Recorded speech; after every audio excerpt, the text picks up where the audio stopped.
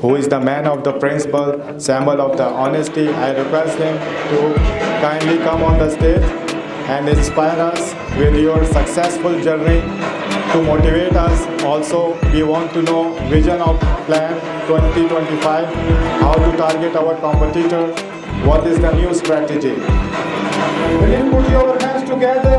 Mr. Tobys, your company, please come on the stage.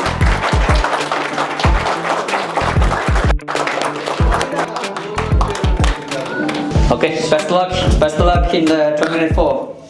It's the new baby. This morning I just finished my PPT. Last night I'm thinking how to make it. Then last night I'm thinking so much, but didn't sleep so good. To the future and learn from the past. I did working very hard, but thinking not so much deeply as I'm working hard. Sometimes I'm lazy to thinking.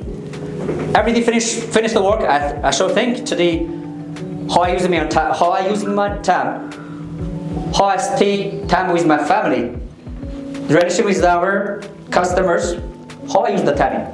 The time I use, I feel it's not so much good. Then the rethink every day can make our grow faster.